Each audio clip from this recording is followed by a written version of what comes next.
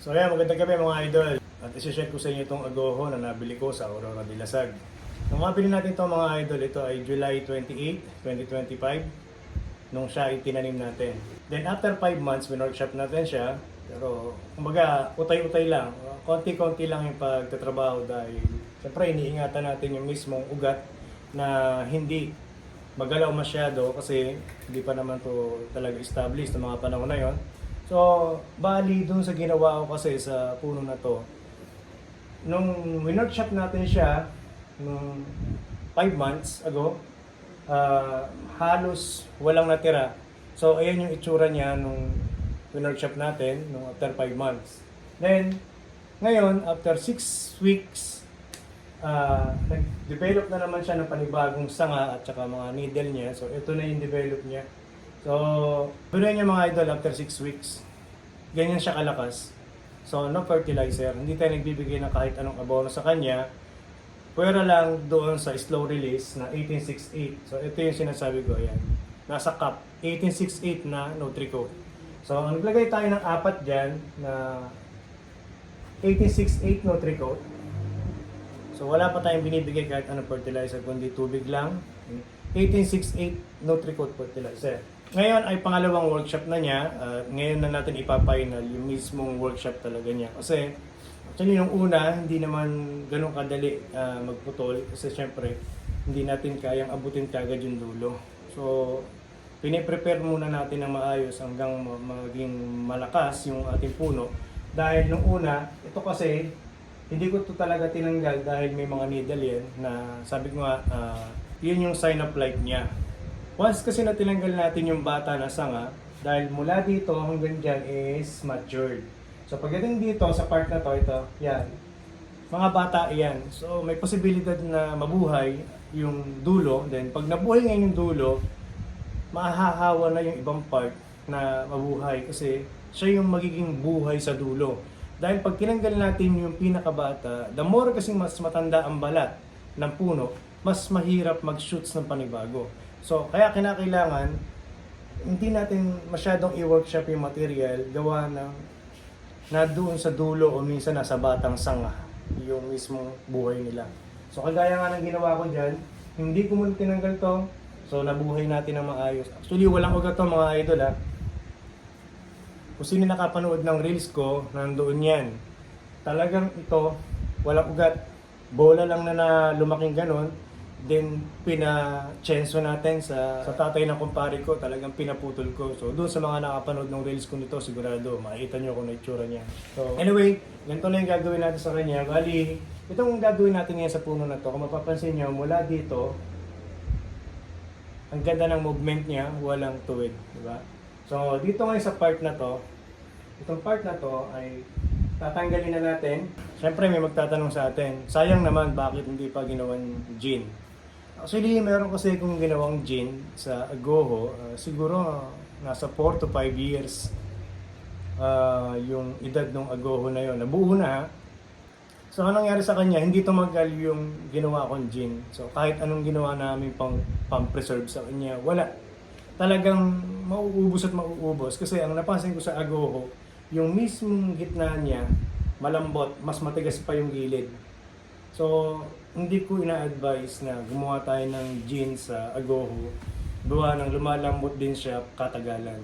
Unlike doon sa mga agoho na wild, na talagang meron siyang natural na gin sherry. So, yun yung mga tumatagal. Pero syempre, sabi ko nga, aalagaan pa rin natin yung mismong patay na part para hindi masayang yung gawang kalikasan. So ngayon dito ngayon sa puno na to, mula dito, ganda ng movement niya, di ba? So ngayon na natin ipapinal yung mismo puputulin natin sa kanya dito dahil hindi natin kailangan yun. Ang kailangan lang natin mula dito hanggang dyan, yun lang yung mismong part talaga na mas maganda. And then, kung may makita tayong hotdog kagaya nito, ito tinuturo ko na ito mga idol. Ayan, ito nyo to. Tuwid yan. So, hindi nakaayon yan dito. So, nung una, hindi ko lang sinagad yung putol dahil sabi ko nga, mas maganda yung safe tayo lagi eh. So ngayon, malakas na yung nasa ilalim. Ito yung nasa ilalim. Ito. Ito lang yung kailangan nating sanga yung tinuturo ko na to. So ito ngayon wala na to.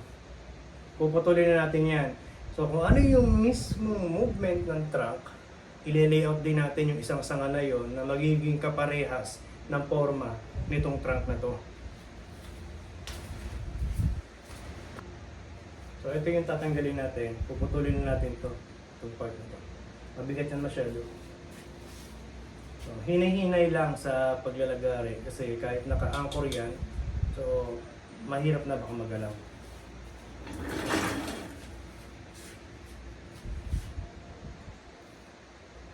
Tatry kong buhayin tong mapuputol na to.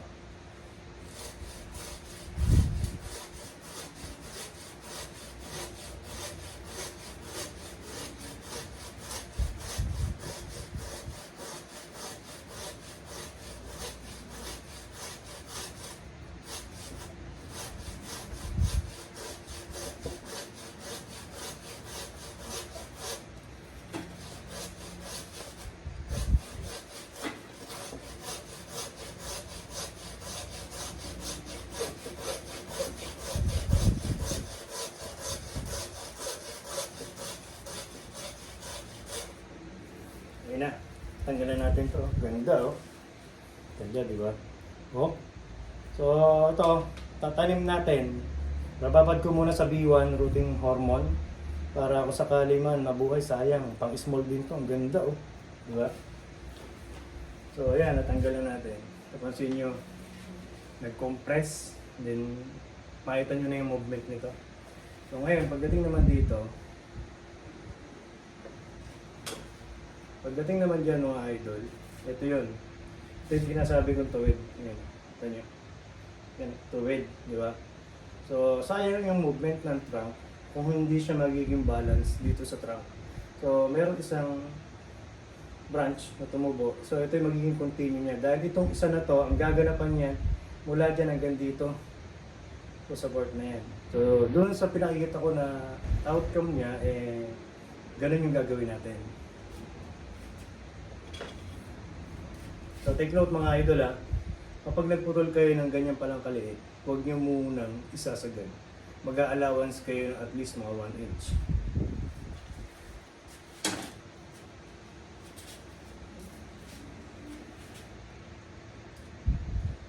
Minsan kasi ugali ni Agoho kapag kasi pinapatay niya yung mismong lifeline.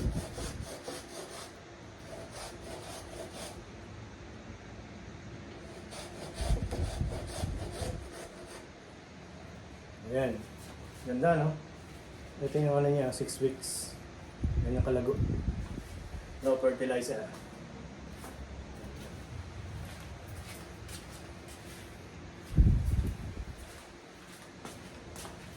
So dito naman, ito hindi na kailangan to. Itong maliit lang na to ang kailangan kasi yung mismong abang masyadong mahaba, magiging tuwid yan. So hindi natin maaayon na yung papunta dun. Papunta to dito. So, hindi natin maayon niya. Kaya ngayon, ang gagawin natin dyan, tatanggalin natin to. Isirayan natin yung node.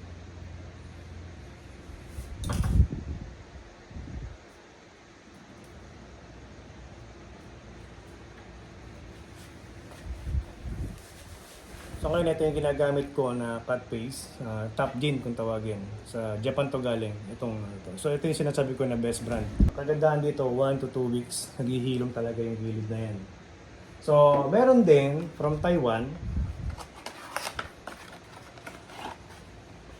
Ito yung box niya. Ayan. Ito naman yung laman. So, same lang din sila ng husay. So, kung ano yung nagiging hilom ng top gin, same sila. So, ito naman from Taiwan at ito naman from Japan.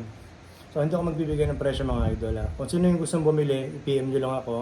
Mayroon available na pwede ko i-ship sa inyo, ha? So, yun lang. So, ito, di pa bukas eh. Bubuksan natin para makita natin yung mismo ano nyo.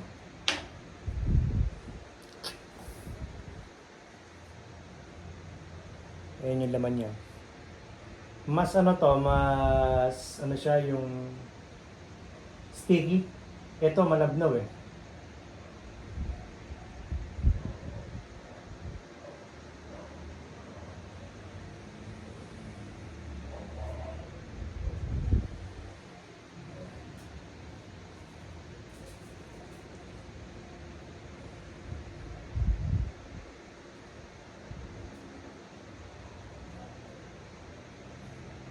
Yung mga ginagamit kasi na, kagaya ko dati, gumamit din ako ng stick wheel, Elmer's glue, walang kaso yan. So pang simula, okay yan. Pero kapag ka talagang gusto nyo ng fully developed dun sa hilom, mag-invest tayo kasi sayang naman yung hilom ng puno natin kung di natin itatama dun mismo sa bonsai natin. Diba? So meron talagang ginagamit pang bonsai. So ginawa talaga yung cut paste para sa bonsai.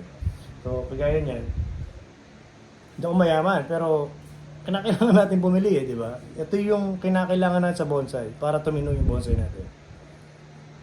So, sinabi ko walang mali. Hindi mali yung Elmer's glue o stick wheel. Nasabing mali yung stick wheel o Elmer's glue kasi ako gumamit din ako niyan. Noong mga panahon talaga na hindi ko kayang bumili ng mga ito. So, ito, pinag-iipunan to para magkaroon tayo ng tamang gamit para sa bonsai.